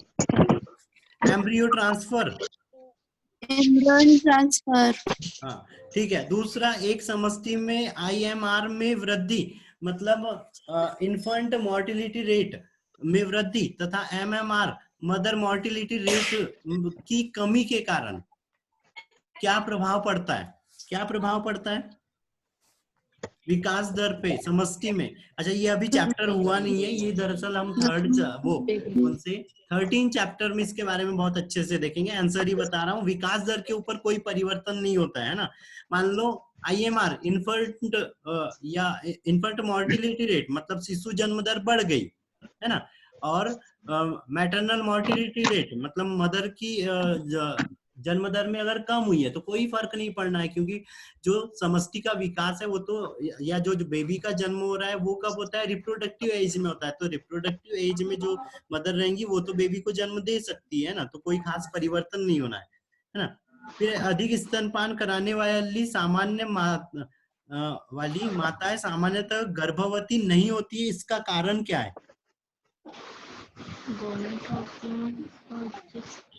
बताओ।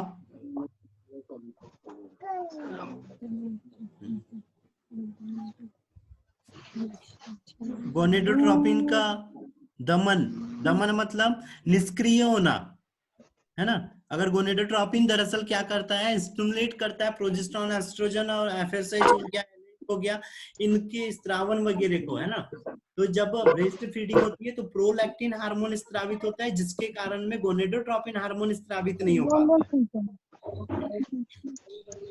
ठीक है, उसके बाद है चौथा, सामान्य बांधकरण तकनीक कम से कम साइड इफेक्ट के साथ गर्भ निरोधक के आसान तरीके होते हैं, फिर भी यह कपल के लिए अंतिम विकल्प नहीं है, क्यों?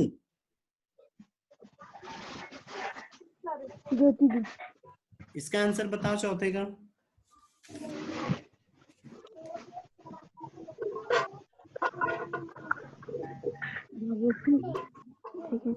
ये अधिकांश ये भी आया है बी क्वेश्चन। नंबर।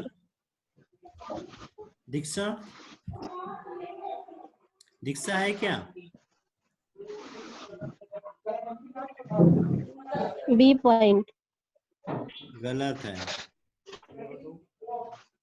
लो तो नहीं, ए पॉइंट। अरे सभी है, सभी चारों, लास्ट वाला डी। अच्छा, सभी वाले ऑप्शन ही नहीं देखे। हाँ ठीक है, चलो अगला क्वेश्चन। फिर से क्वेश्चन गायब हो गया। कौन सा नंबर है? 5वां। हमारे देश में प्रजनन की समस्या की दृष्टि को स्वास्थ्य समाज का निर्माण करने के लिए राष्ट्रीय स्तर पर योजनाओं को प्रारंभ किया गया। कब प्रारंभ किया गया था? 1980 में। अरे 1950। परिवार कल्याण योजनाएं जो चालू करी थी या उसके बारे में विचार जो हुए थे वो सब कब हुए थे राष्ट्रीय स्तर पर? 1950 से। अच्छा, ये परिवार कल्याण जो ये फैमिली वेलफेयर प्रोग्राम है उसका कोई वो बताएगा कोटेशन? क्या कोटेशन है? छोटा परिवार सुखी परिवार। नहीं, लेकिन अभी और एक चेंज कर दिया ना, छोटे परिवार में 5 मेंबर भी हो सकते हैं। बताओ। एक लड़का और एक लड़की। अरे गलत, ये तो हम दो हमारे दो है, हम दो हम हमारा एक, ये कोटेशन है अभी। अच्छा, ये नया वाला है क्या? हम दो हमारा एक, ठीक है? बताया भी था। Yes sir. ठीक है, 6वां क्या है? आपातकालीन गर्भ निरोधक प्रभावी होती है। कब होती है? नहीं, बताओ। हाँ, आपातकालीन गर्भ निरोधक प्रभावी होती है, उनका प्रयोग कब कर लेना चाहिए? तब।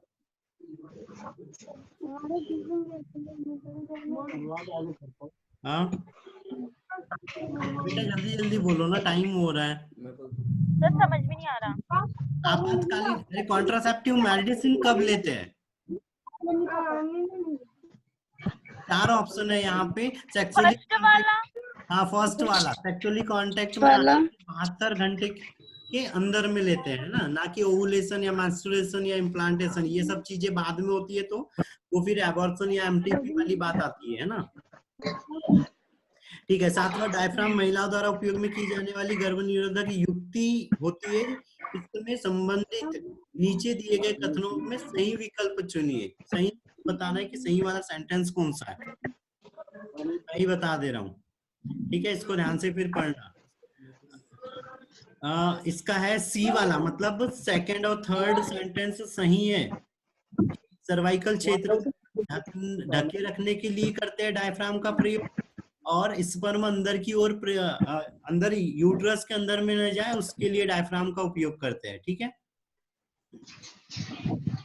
ठीक है। 8वां एक निरोध विधि के रूप में शल्य क्रिया है, कौन सी है?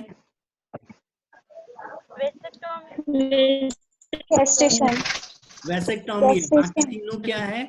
जो ये जो पहली है ओरीडक्टोमी है ना, तो ओरी की जो डक्ट रहती है उसको कट करते हैं, लेकिन ओरी का रिलेशन ही नहीं है कुछ फर्टिलाइजेशन होने में। वैसेक्टोमी में यूट्रस को कर रहे थे कॉन्ट्रैक्शन, वही कॉन्ट्रैक्ट करते हैं सिकुड़ने के लिए, है ना, तो वैसेक्टोमी। 9वां दिए गए यौन संचारी रोगों में से उस रोग को पहचान कीजिए जो विशिष्ट रूप से यौन अंगों को प्रभावित नहीं करता है। कौन सा है? एड्स अभी बताया था ना। और ये वाला क्वेश्चन, हाँ ये एड्स है इसका आंसर बेटा। ये वाला अभी लास्ट टाइम के नीट वगैरह में भी आया था, है ना। चलो लास्ट नहीं, और 2-4 और बचे। कंडोम निम्न में से किस कारण से सर्वाधिक प्रचलित है? किस कारण से है? एसटीडी के खतरे को कम। और नहीं, गलत है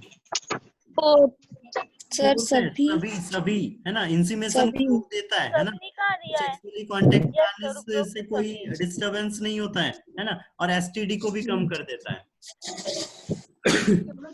ठीक है, उसके बाद है 11वां जिफ्ट प्रक्रिया से संबंधित सही कथन क्या है?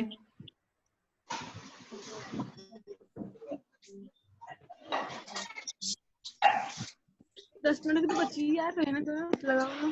लास्ट है, ये लास्ट ही है, लास्ट क्वेश्चन है बेटा। किसको दिक्कत हो रही है तो तेरा कुछ क्या बोला? इसका आंसर कर दो और बस हो गया। सर सारे तो सेम ही है। नहीं चेंज है सर, फर्स्ट वाला गलत आंसर है बेटा, और ये त्रिवेणी थी है ना? सर 4th वाला। ये भी गलत है, सेकंड है बेटा, सेकंड है। माता दाता से जाइगोट को ग्रहण करके उसे फैलोपियन ट्यूब में स्थानांतरित कर दिया जाता है ना? जाइगोट को कर रहे थे, इससे दाता से लेके फैलोपियन ट्यूब में। ठीक है, पहले वाले सेंटेंस में देखो क्या बोला है उसने कि दाता से ग्रहण किए गए अंडे, जबकि जिफ्ट है मतलब अंडे को ग्रहण कर रहे हैं, मतलब ये तो सीधे सीधे हट गया है ना। उसके बाद मादा दाता से जाइगोट को ग्रहण करके यूट्रस में इंसर्ट करेंगे तो वो ऐसे ही वहां जो डिस्चार्ज हो रहा है एंडोमेट्रियम से, जो म्यूकस वगैरह या जो एसिडिक सिक्रेशन निकल रहा है, उसी से बह के बाहर आ जाना है, तो इम्प्लांटेशन होना ही नहीं है ना। लास्ट वाला क्या बोल रहा है? मादा दाता से अंड को ग्रहण करके यूट्रस, एग को लेंगे, अगर हम ओवरी को लेंगे और उसको यूट्रस में डाल देंगे तो कोई काम का ही नहीं है, वो फिर भी बाहर निकल जाना है ना।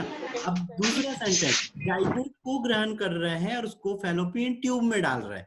फैलोपियन ट्यूब में डाला तो वो लुढ़कते हुए नीचे आएगा और यूट्रस के अंदर में इम्प्लांट हो जाएगा, यस सर। है कि नहीं?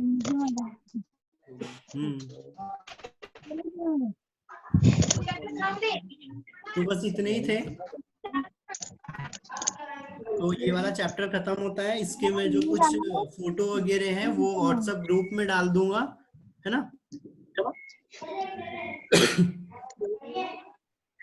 अच्छा, ये एक एक बार अपने नाम बताओ ना, कौन कौन थे आज? थोड़ा सा मेरे को यहाँ नाम समझ नहीं आ रहा है। एक सर त्रिवेणी। हाँ, त्रिवेणी है। माइक्रोमैक्स Q4002 कौन है? माइक्रोमैक्स वाला कौन है? पता नहीं। वीवो वाला कौन है? फेस नहीं दिख रहा क्या? नहीं। अच्छा, सारे लोग अपना कैमरा ऑन कर दो। हाँ, सिंपल से है ये। सबके इतने अच्छे फेस है, कोई नहीं दिखा रहा था।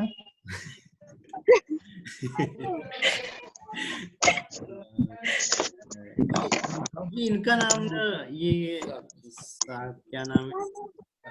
साक्षी शर्मा। और कौन बच गया? सरिता सयानी। ये प्रेरणा है ना? सरिता सयानी और प्रेरणा मम्मी का नाम है। ठीक है ठीक है ठीक है ठीक है। तो कल का टाइम, कल 5वां चैप्टर देखेंगे। हो सके तो थोड़ा बहुत देख के रख लेना, है ना। और कल वही 10 बजे वाला ही टाइम रहेगा, और पर कल सिर्फ 10 मतलब 40 मिनट रहेगा, ठीक है। तो हम एकदम फिक्स टाइम पे चालू करेंगे और फिक्स टाइम पे खत्म करेंगे। किसी को कुछ बोलना है?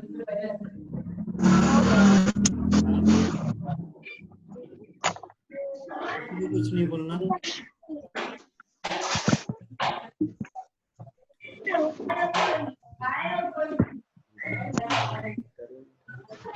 ठीक है, तो फिर खत्म करें कॉल। अरे बेटा, वो खत्म करे क्या? हाँ, फिर क्या? कॉल को खत्म करे, हो गया। Yes sir. कुछ पूछना है तो बता दो त्रिवेणी।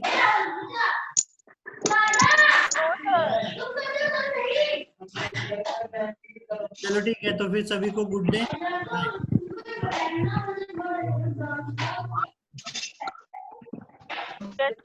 सारे लोग एंड मीटिंग करना, नहीं तो डाटा खर्च होते रहेगा। Yes sir.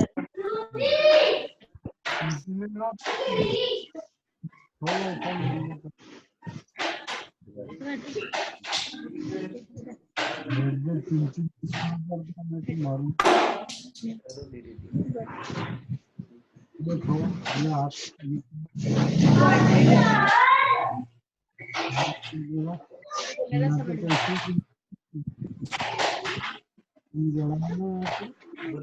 करो, हो गया, एंड मीटिंग कर दो। सर आप भी करो ना।